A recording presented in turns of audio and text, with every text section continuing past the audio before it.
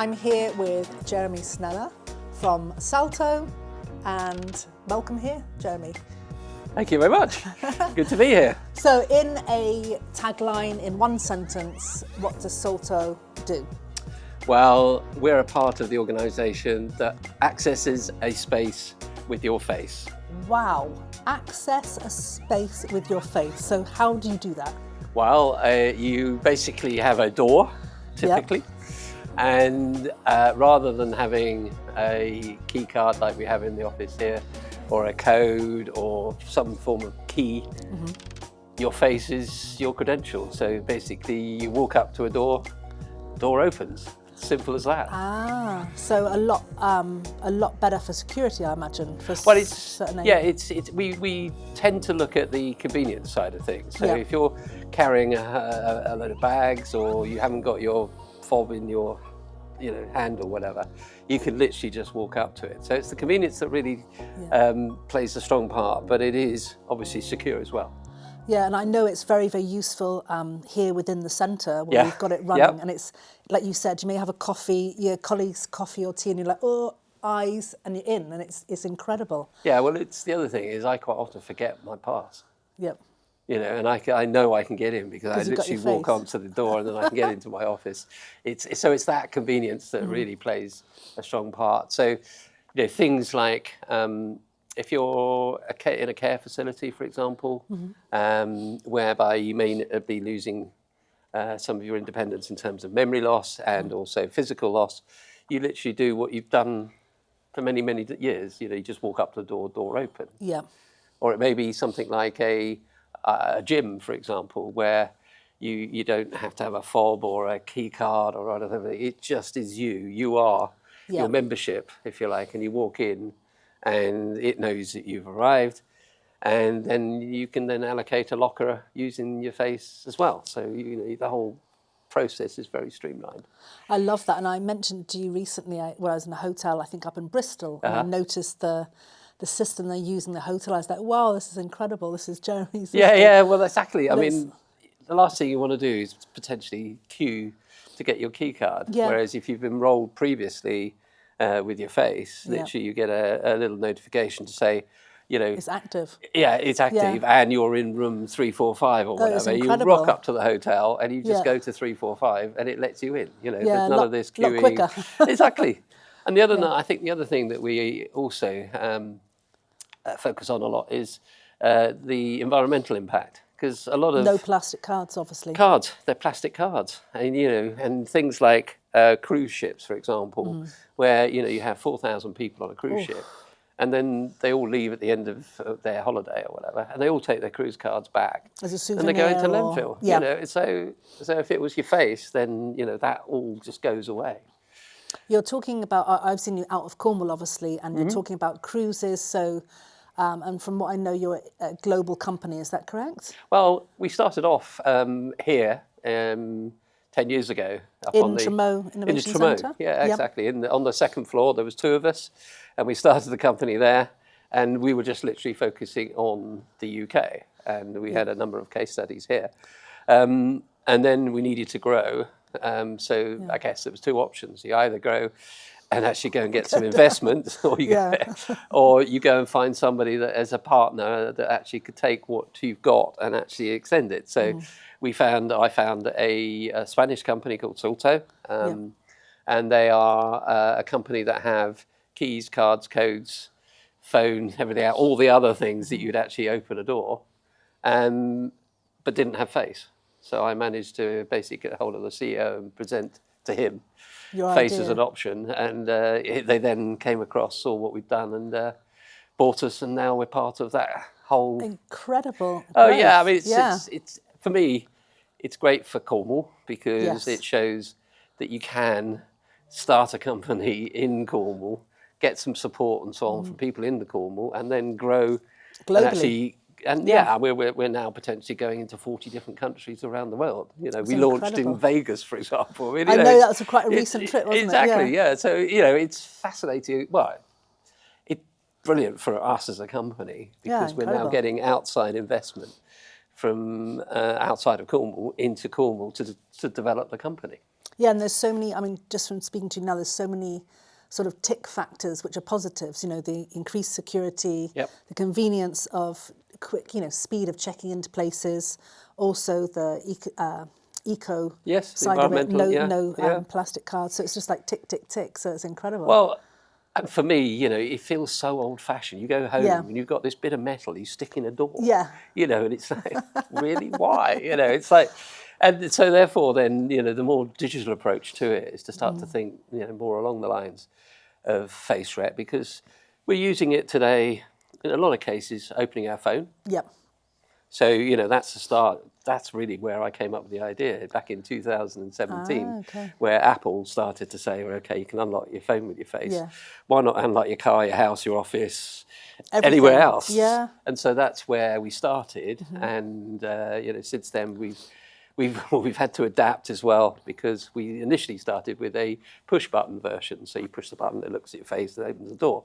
But then COVID comes in. Of course, nobody wants to push anything. Of course. We had to then completely look at the product and actually make it contactless. So literally somebody walks up to the door opens. So that was COVID was good for us. I was going to say, there's so many positives from COVID. Obviously, I'm not to gloss over the negative parts of it, but for business, you were forced to be innovative. Correct. Absolutely. And I love the way that you just pivoted, and from there you just, okay, we can't touch people. People don't want to touch and then disinfect. Yeah. Right, let's go completely touchless, and it's done. Yeah. And that's what we've done. And, we've continued to innovate. So we have now, we've got a little product you stick on the outside of the wall to actually record people in. But we've now done a flush-mounted one. So for things like... So it looks more aesthetic as well. It's more aesthetic, but also, for things like cruise liners or airports and or hotels where maybe you've got narrow entrances. You don't want the thing knocked off the wall. Yeah. So we've now flush mounted. So we're constantly looking at, different ways in which the technology can be used in the different environments. I love it, and improve and get better all the time. Yeah. So you got the idea from the Apple phone?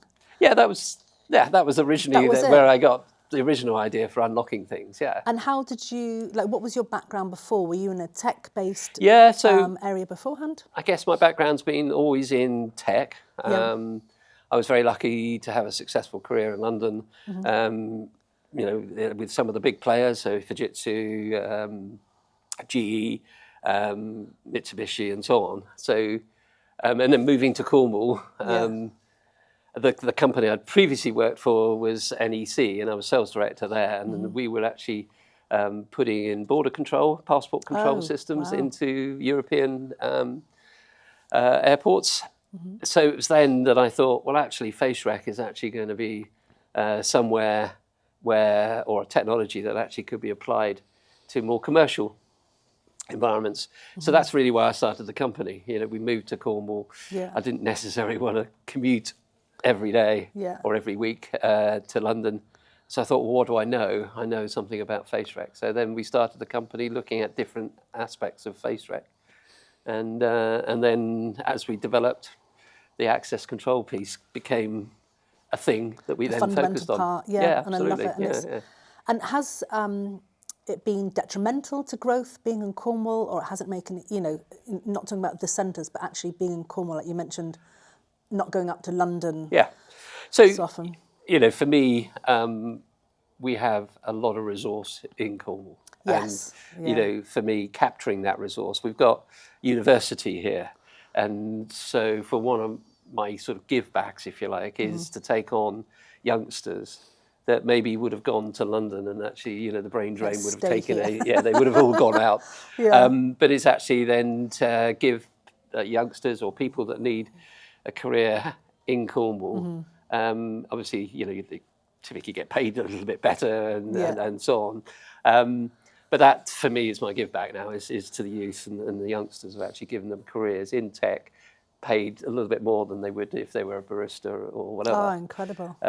So, that's really, for me, the exciting thing about that, seeing these youngsters grow. One of them's just bought a house, one of them's just got a fancy car, one of them's just announced that he's going to be a father. It's that type of thing that actually gives me, a great. No, I can see your feel. eyes are sparkling. Yeah, I love you can it. see I love you're it. passionate I about love it, it. and we've chatted as well off camera as well about. Yeah. I know that your mentoring doesn't only it extends a lot wider than that, which is fabulous. And I think it's the position that you're in now, Jeremy, is incredible because you've had successful previous career in London. You've come down here. You've been very innovative, and created this incredible product, which has gone global, literally. Yeah. And you're now in I think a lot of people maybe would be slightly envious, but, good on you. Yeah. You're in a philanthropic episode of your life, maybe? Would you consider it I mean, I sort of wished I'd done it earlier because I may be on my third or fourth startup and, but, it is what it is. And, we are very fortunate. I consider myself very fortunate in that actually, we've grown something in probably a poorer part of the country, and not the most obvious place to have a high tech sort of global company. But because we're I guess one of the fewer companies down here, we are attracting some of the best talent that we can do in doing what we're doing. And I've got a great team now around me that actually I'm so proud of, that actually we've managed to secure people that actually probably would have gone and worked elsewhere, out of county, that are based in county now, and we're all excited about where it's going to go. And I speak to them as well in the cafe and everything. When I see them around, and you can tell they're passionate about it. It's their baby. You've certainly armed a team which is I hope so. all on the same page. Oh yeah, they talk nicely about you when you're not do they? there. Oh, yeah, good. definitely. And That's nice to hear. Yeah, and based in Cornwall Innovation Centres.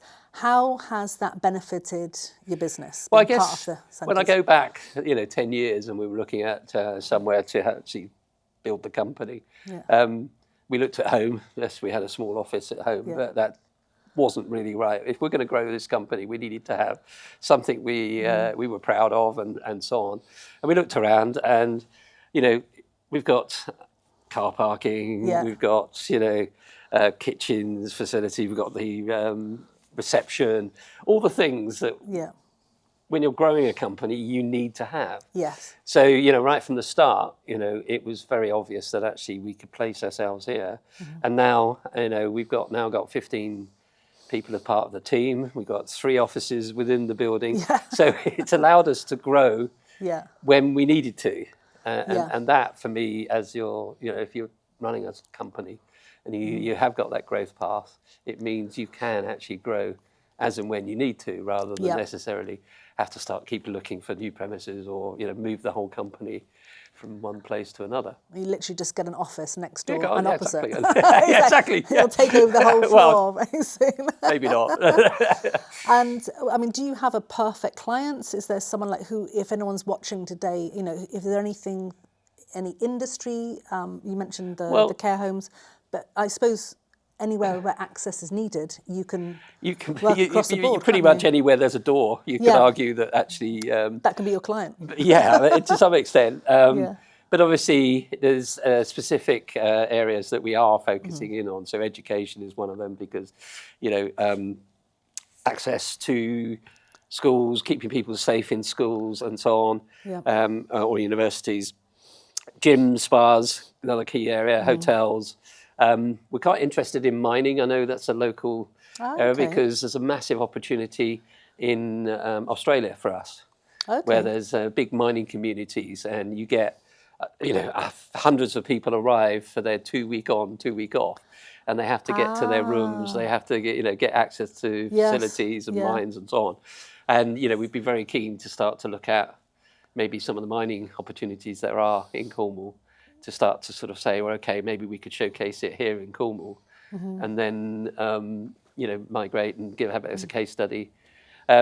Likewise, hospitals, again, anywhere, the airport, hotels, and so on. So yes, the world is your oyster. It's like you said, wherever there's a door. Wherever there's a door. I love that. It's sort of an opportunity, really. Yeah, no, fabulous. Yeah. And the values that we have here at Cornwall Innovation Centres are inspire, grow, and collaboration. And I think you've obviously been inspirational by bringing on those younger people who are talented and who most probably would have left the county otherwise. Sure. Yeah. You know, you've collaborated. Obviously, you've formed this business and collaborated with the Spanish, you know, parent group. You've amalgamated with them, and growth. That's certainly been something that you've done a lot of. And also, we've used. I'm very much of a mind to, you know, work with people in the building as much as we can. So Yes. When we first came, there was a company there that did and still do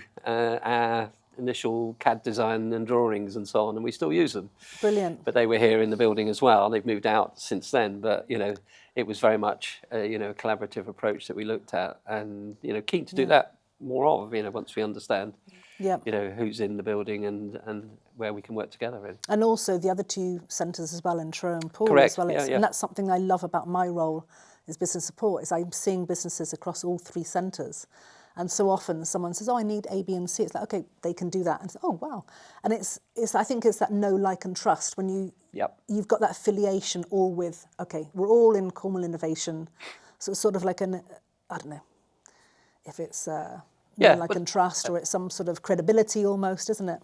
And it's really spreading the word. So, you know, I'm of the view that actually people know people. Yes. You know, so even if you're not doing any work with them, if they understand to some extent what you do, and then they come across an opportunity, oh, you need to talk to Jeremy, or, you know, Yes. and that I found having moved down here, is very prevalent. You know, people Very much so, yeah. People are, the first question they ask is, how can I help? How can I help? Yeah.